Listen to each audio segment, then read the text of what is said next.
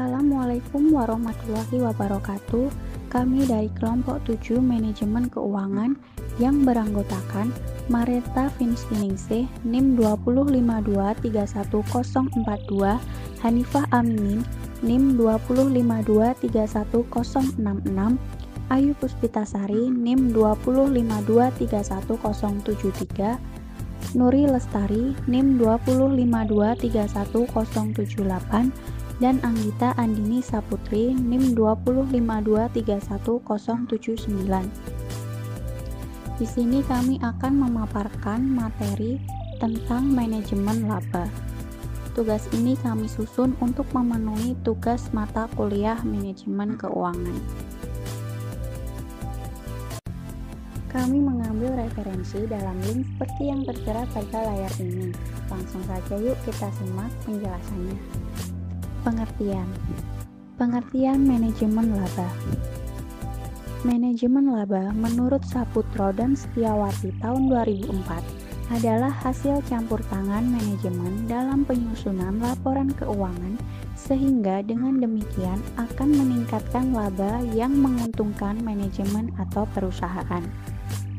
Sedangkan manajemen laba menurut Rahmawati tahun 2006 merupakan investasi dari tujuan tertentu untuk mendapatkan keuntungan privat. Manajemen laba menurut Sulistiono tahun 2008 adalah upaya manajer dalam mempengaruhi informasi laporan keuangan sehingga dapat mengelabui para stakeholder. Jadi, manajemen laba itu adalah hasil campur tangan manajemen dalam mengelola laporan keuangan dengan tujuan mengelabui para stakeholder untuk menguntungkan diri sendiri maupun perusahaan. Fungsi manajemen laba ada 3. 1. Memantau laporan laba rugi secara terus-menerus. 2. Menggabungkan pemantauan laporan laba rugi dan pengeluaran kas. 3. Tim outsource untuk manajemen laba. Faktor pendorong terjadinya manajemen untuk laba. 1. Hipotesis rencana bonus. Dalam hipotesis ini, manajemen akan memilih metode akuntansi yang memaksimalkan utilitasnya, yaitu bonus yang tinggi. Manajer perusahaan yang memberikan bonus besar berdasarkan laba lebih banyak menggunakan metode akuntansi yang meningkatkan laba yang dilaporkan. Yang kedua, hipotesis perjanjian hutang. Hipotesis ini, manajer perusahaan yang melakukan pelanggaran perjanjian kredit cenderung memilih metode akuntansi yang memiliki dampak meningkatkan laba. Hal ini untuk menjaga reputasi mereka dalam pandangan pihak eksternal.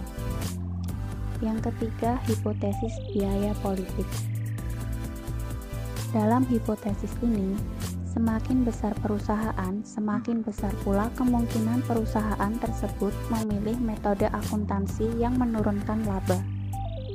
Hal tersebut dikarenakan dengan laba yang tinggi, pemerintah akan segera mengambil tindakan.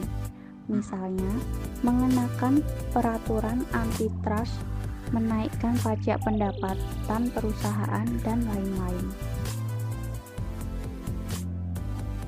Pola manajemen laba. 1. Pola packing obat yang dapat diartikan sebagai pola yang digunakan untuk menghapus beberapa aktiva. 2. Pola minimal pendapatan akan dilakukan pada saat terjadinya profit yang didapat oleh perusahaan. 3. Maksimalisasi pendapatan yang bertujuan dalam memperoleh bonus.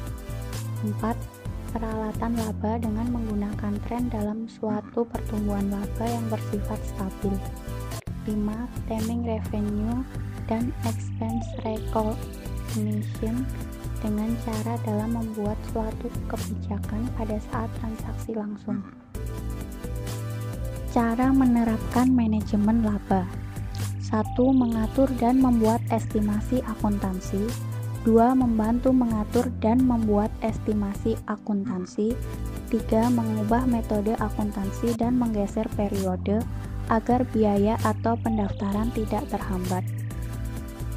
Tujuan manajemen laba. 1. Tujuan bonus.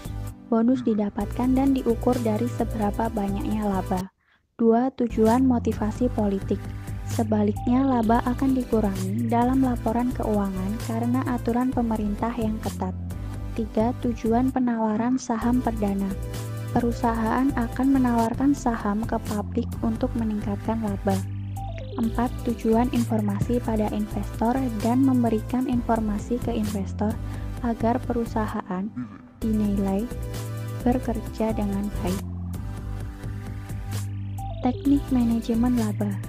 Menurut Will tahun 2005, 1. Meningkatkan laba. Dengan meningkatkan laba pada periode yang dijalankan, maka diharapkan perusahaan akan dipandang oleh stakeholder. 2. Big Bet. Big Bet adalah teknik penghapusan laba sebanyak mungkin dalam satu periode. 3. Perataan laba. Manajer meningkatkan dan menurunkan laba untuk mengurangi fluktuasi. Laba yang tidak dilaporkan akan dijadikan cadangan laba dan akan dilaporkan ketika laba periode perusahaan dalam keadaan buruk.